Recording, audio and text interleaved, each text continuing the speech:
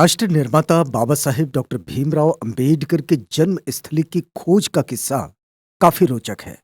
Doctor Ambedkar का जन्म 14 अप्रैल 1891 में महू स्थित सैन्य छावनी की एक सैनिक बैरक में हुआ था। काफी खोजबीन के बाद ये पता चला कि वे महू अर्थात मिलिट्री हेडक्वार्टर ऑफ वॉर में स्थित बैरक में जन्मे थे।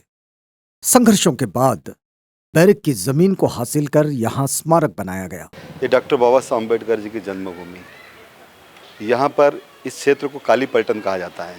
ब्लैक इंडियन आर्मी, मतलब ये सामने आप जो रोड देख रहे हैं ना, ये एबी रोड है। एबी रोड के इस तरफ जो लोग रहते थे, या इस तरफ जो मिलिट्री के समय जो क्वार्टर्स बनाए गए थे, वह इंडियन आर्मी के लिए क्वार्टर्स बनाए गए थे। आप देखेंगे कि यहाँ पर ये जो स्मारक बना हुआ है, यहाँ रामजी सकपाल जी का क्वार्टर्स था, बैरक था पूरा। इसी जगह पर बाबा साहब अम्बेडकर जी का जन्म हुआ है। बाबा साहेब डॉक्टर भीमराव अंबेडकर की जयंती पर इस वर्ष महू स्थित उनके स्मारक पर विश्व की सबसे बड़ी जयंती का भव्य आयोजन किया जाएगा। लेकिन क्या आपको पता है कि यह स्मारक कैसे बना? इसके पीछे का किस्सा बड़ा रोचक है। आइए जानते हैं कि आखिर कैसे बाबा साहेब की जन्मस्थली का पता चला। डॉक्टर अंबेडकर मेमोरियल सोसाइटी के राजेश वानखेड़े जी ने इस संदर्भ में अधिक जानकारी साझा की है। जब भंडारा से भंते धर्मशील, जिनकी मूर्ति पीछे लगी हुई है, भंते धर्मशील जी यहाँ पर आए थे भंडारा से, तब उन्होंने पता करा कि बाबा साहब अम्बेडकर जी का जन्म कहाँ हुआ है। तो यहाँ वो आने के बाद में यहाँ महू के कुछ कार्यकर्ता, सामाजिक कार्यकर्ता को साथ में लेकर यहाँ स्टेशन कमांडर, यहाँ के उच्च अधिकारी के पास गए और पता करा कि यहाँ पर बाबा साहब अम्बेडकर जी का जन्म कहाँ है। जब ये जानकारी लगी कि इस जगह बैरक था, यहाँ पर नींव था, नींव ही बाकी था, बाकी डिसमेंटल हो चुका था। लेकिन जैसे ही लोगों को मालूम पड़ा कि यहाँ बाबा साहब का जन्म था, जन्म स्थान है, पहला 14 अप्रैल का कार्यक्रम, धीरे धीरे लोग आने लग गए। यहाँ पर कुछ चीज़ें छोटे छोटे कुछ ईंटें वगैरह कुछ, हालांकि ये जगह सिर्फ समतली सी नींव ही दिख रही थी यहाँ पर, वो चीज़ कुछ ना कुछ यहाँ पर वही की वही रही। और कुछ ईंटें, कुछ सामान थोड़ा जो लेना चाहते थे पूजा दर्शन के लिए एक आस्था के रूप में, कुछ ले गए, बाकी सब वैसा का वैसे यहाँ पर नींव का नींव था। उसके बाद भंते धर्मशील जी ने इस जगह को प्राप्त करने की, क्योंकि मिलिट्री के अंदर की जगह है और ये जगह आसानी से प्राप्त नहीं होती, क्योंकि इसके लैंड ही जो सेना की है, इसको प्राप्त करने के लिए इसका लैंड यूज़ भी चेंज करना पड़ता है। तो इसे लेकर भंते धर्मशील जी ने बहुत संघर्ष किया। 1970 से लेकर 1980 तक लगातार ज़मीन को लेने के लिए संघर्ष करते रहे। दिल्ली, भोपाल, सब जगह वो गए, क्योंकि सेंट्रल से, प्रधानमंत्री के माध्यम से, रक्षा मंत्री के माध्यम से ये उनको ज़मीन मिलना थी। 1970 में ही डॉक्टर बाबा साहब अम्बेडकर मेमोरियल सोसाइटी का गठन करा, जो आज मैं जन्मभूमि का सचिव हूँ, और उन्होंने खूब प्रयास करके 80 में ये ज़मीन हम लोगों को प्राप्त हुई। दरअसल 1956 में जब बाबा साहेब डॉक्टर अंबेडकर का महापरिनिर्वाण हुआ, उसके कई साल बाद 1970 में महाराष्ट्र के भंते धर्मशील जी ने बाबा साहेब के जन्म स्थान की खोज शुरू की। भंते धर्मशील को पता चला कि बाबा साहेब के पिता रामजी सकपाल सेना में सूबेदार थे और महू में पदस्थ थे। इसके बाद वे महू पहुंचे। उन्होंने उस बैरक को खोजा जहां उनके पिता रहते थे। वहां पर बाबा साहेब के जन्म के प्रमाण मिले। बाद में इसकी आधिकारिक जानकारी भी मिली कि बाबा साहेब का जन्म इसी बैरक में हुआ था। वह बैरक 22,500 वर्ग फीट का था। उस वक्त IRS अधिकारी सुबचन राम का भी उन्हें सहयोग मिला। इसके बाद भंते धर्मशील ने संघर्ष करते हुए सरकार से 22,500 वर्ग फीट की यह जमीन उनके स्मारक के लिए हासिल की। कई सालों तक संघर्ष किया।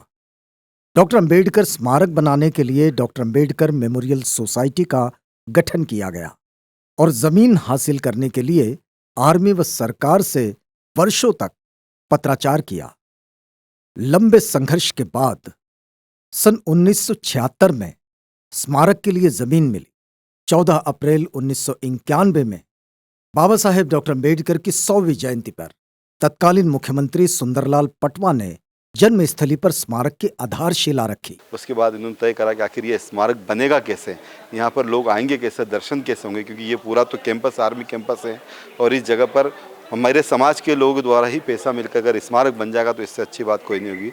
फिर भी उन्हें ऐसा लगा कि ये बहुत दूर की कौड़ी है, तो उन्होंने तय करा कि मैं सरकार के माध्यम से इस स्मारक को बनाऊंगा।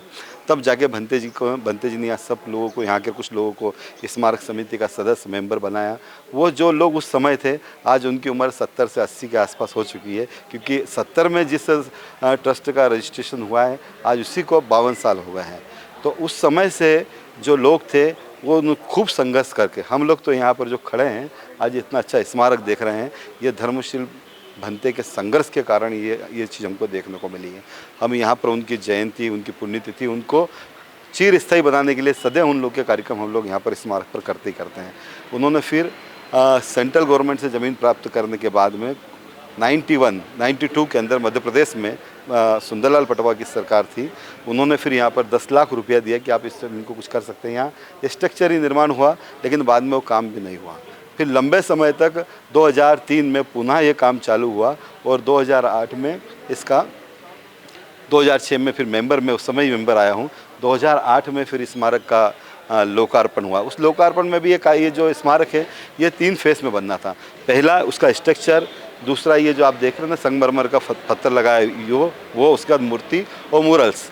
लेकिन मूर्तियाँ लग गई है, संगमरमर के पत्थर लग गए हैं, स्ट्रक्चर बन के खड़ा हो गया है, लेकिन मूरल्स अभी बाकी है। ये मूरल्स जल्दी ही लगने की सरकार की कवायद चल रही, सरकार से बातचीत चल रही है कि जल्दी से जल्दी ये मूरल्स वगैरह सारे उनके स्टोरी है पूरी करना चाहिए। साथ ही साथ अभी सरकार ने ये भी तय करा कि 2 करोड़ रुपया अभी सेंक्शन किया है, बजट भेजा है 2 करोड़ रुपये का, कि यहाँ पर बाबा साहब अम्बेडकर जी का एक और जो अंश हुआ समग्र अम्बेडकर, जिसको लेकर हम लोग 14 अप्रैल को बड़ा कार्यक्रम और साहित्यिक सम्मेलन भी करने वाले हैं, जिसमें डॉक्टर बाबा साहब अम्बेडकर जी ने लोकसभा के अंदर देश के कुछ मुद्दे, इंटरनेशनल लेवल पर जो अलग हटकर जो बातें कही है, जिसमें संपूर्ण राष्ट्र के निर्माण की बातें कही है, उसका अलग से हम पूरा कलेक्शन लेकर यहाँ पर आ रहे हैं। और उसकी एक गैलरी हम यहाँ पूरे स्मारक पर एक गैलरी वो भी कर रहे हैं, जिसमें डॉक्टर समग्र अम्बेडकर दिखना चाहिए। जैसे आने के बाद में आज चलन इस बात का है देश की आज़ादी के बाद कि बाबा साहब अम्बेडकर दलितों के ही है, लेकिन अगर पूरा इतिहास अगर उनका देखा जाए तो वो दलितों वाला मात्र 25% है और 75% में देश की आधी आबादी से लेकर, देश की अर्थव्यवस्था से लेकर, देश की जल नीति से लेकर, भारत के वो मुद्दे जिसके ऊपर आज राजनीति होती है, जैसे देखा जाए तो धारा 370 के ऊपर, देखा जाए तो भारत पाकिस्तान के विभाजन के ऊपर उनका बहुत बड़ा विज़न था। उसकी एक गैलरी यहाँ पर मध्य प्रदेश सरकार से चर्चा चली है, उन लोगों ने बजट में रखा 2 करोड़ रुपये, उसको हम यहाँ पर कर रहे हैं।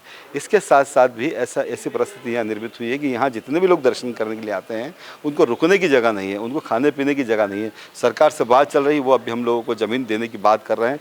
संभवतः 14 अप्रैल के पहले ये ज़मीन हम लोगों को मिल भी सकती है, क्योंकि सरकार ने उसके ऊपर जिस तरह के प्रयास चल रहे हैं, मुझे अनुभव आ रहा है कि ये जल्दी ये काम को भी हो सकता है। 14 अप्रैल के समय हम जितने भी दर्शनार्थी यहाँ पर आते हैं उनके लिए भोजन की व्यवस्था, उनके रुकने की व्यवस्था, उनके आने की व्यवस्था, सारी चीज़ों की व्यवस्था यहाँ पर सरकार भी करती है। लेकिन सरकार अम्बेडकर मेमोरियल सोसाइटी के आपस में सामंजस्य बिठाकर करते हैं, क्योंकि ये दर्शन का मामला है, लोगों की आस्थाओं का मामला है, तो मिलकर हम इस कार्यक्रम को करते हैं।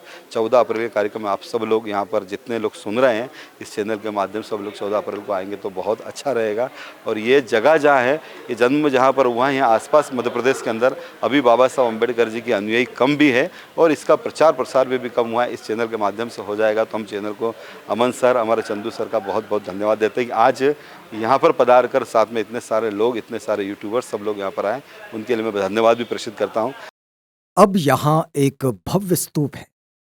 इस स्मारक में बाबा साहेब डॉक्टर अम्बेडकर की अस्थियां तथा उनके जीवन से संबंधित कई महत्वपूर्ण घटनाओं का चित्रीकरण है। लेकिन ये जैसा हम लोग यहाँ पर ये स्मारक अंदर भी हम लोगों ने, आपको एक नई चीज़ बताऊँ कि 2 साल में हम लोगों ने क्या करा, अंदर का जो अस्थि कलश था, हमारे पास अस्थि कलश लोग देख नहीं पाते थे, अंदर ऑफिस में बंद रहता था, उस अस्थि कलश को हम निकाल कर यहाँ इसकी स्मारक की प्रतिकृति हम लोगों ने बनाकर उसके ऊपर अस्थि कलश को सजा के रखा है। आसपास अभी अशोक की लाड़ भी आने वाली है, बहुत खूबसूरत सा वाला हिस्सा भी बनाने वाले हैं। साथ ही साथ सामने एक बहुत खूबसूरत सा गार्डन हमारा निर्मित हो रहा है। यहाँ हम खाना भी, जितने भी दर्शनार्थी आते हैं उन लोगों को भोजन भी हम फ्री प्रोवाइड करते हैं, निःशुल्क देते हैं, क्योंकि वो यहाँ बाबा साहब अम्बेडकर जी के दर्शन करने वाले गरीब भी है और पैसे वाले तबके भी लोग हैं। सभी लोगों को यहाँ सुविधाएं उपलब्ध हो जाए, इसके लिए भी स्मारक समिति यहाँ काम करती हैं। यहाँ हम लोग साहित्य भी देते हैं दर्शनार्थी को। साहित्य का भी ऐसा है कि हम उपहार स्वरूप ही समझे आप इसके, क्योंकि अगर किसी को अगर 70 रुपये और 100 रुपये की किताब पसंद आई, हम किताब भी उनको मुफ्त दे देते हैं कि आप इस किताब को पढ़िएगा और विचारधारा को आगे बढ़ाइएगा। समिति के माध्यम से बच्चों तथा युवाओं को शिक्षा में आगे बढ़ने के लिए कई प्रयास किए जा रहे हैं। इसके अलावा हम लोग एजुकेशन के लिए भी हम लोगों ने अभी यहाँ से 1000 बच्चों को स्मारक समिति के माध्यम से स्टडी सेंटर खोलकर उनको मार्गदर्शन, उनका मोटिवेशन करने के लिए हम 1000 बच्चों को 13 साल की उम्र से लेकर 21 साल की उम्र तक, हम ये 7 साल तक हम लोग हम बच्चों को स्टडी सेंटर बना के उनका मार्गदर्शन करेंगे रोज़। उसके ऊपर हम लोग वंचित समाज का नाम लेंगे कि सारे वंचित समाज के लोगों के लिए वो व्यवस्थाएं रहेगी, जिसमें जो आना चाहे वो। उसमें हम बच्चों के जो गोल है, किसी को इंजीनियर बनना है, किसी को डॉक्टर बनना है, तो 13 साल की उम्र से 3 इससे वो एजुकेशन फोकस हो जाए, उनका माइंड डेवलपमेंट हो जाए, बहुजन समाज के जितने भी हमारे महापुरुषों की जयंती, एक नेतृत्व भी मिल जाए और एक नेतृत्व के साथ साथ उनकी जो एजुकेशन के गोल वो भी हो जाए। ऐसा एक हमारा एक सामूहिक प्रयास है। ऐसे इंदौर और उज्जैन संभाग में 1000 बच्चों को हम स्मारक समिति एक तरीके से उनको अडॉप्ट करने वाली है, जिसपे इस काम को डॉक्टर बाबा साहब अम्बेडकर स्मारक समिति की अपील है कि बाबा साहेब की जन्मभूमि पर अधिक से अधिक लोग पहुंचे और ये कारवां निरंतर आगे बढ़ता रहे। 14 अप्रैल को हमारे 5 सेंटरों का उद्घाटन उस दिन होएगा। ये सारी चीज़ें बाबा साहब अम्बेडकर जी के जन्म स्थान से हम लोग चाहते हैं कि जैसे कहते हैं ना कि बाबा साहब अम्बेडकर जी ने हमें बहुत कुछ दिया है, लेकिन हम एक सवाल पूछते कि बदले में आपने क्या दिया? तो बोले बदले में तो कुछ नहीं दिया। तो बदले में बाबा साहब चाहते थे कि प्रबुद्ध भारत होना चाहिए, मेरा समाज पढ़ लिख कर आगे बढ़ना चाहिए। तो एक संकल्प के रूप में हमारी मेमोरियल सोसाइटी इस काम को कर रही है कि हम लोग प्रबुद्ध समाज, नया समाज, नई जनरेशन पढ़ लिख कर ऊपर आए और बाबा साहब अम्बेडकर जी की प्रेरणा 7 साल तक, मतलब 13 से लेकर 20-21 साल तक, हम 7 साल तक बाबा साहब अम्बेडकर जी की प्रेरणा उन बच्चों को देने वाले हैं। क्योंकि उस समय जिस बच्चों को स्कूल में बैठने नहीं दिया जाता था, उन्होंने इस देश का संविधान लिखा है। इतनी बड़ी अपेक्षा अभाव के समय, अभी बिना अभाव के इतनी बड़ी अपेक्षा नहीं, लेकिन बाबा साहब के सपनों का भारत बनना चाहिए। मैं कहता हूँ कि भीमाई और रामजी सकपाल की भूमिका हमारे समाज को लेना चाहिए।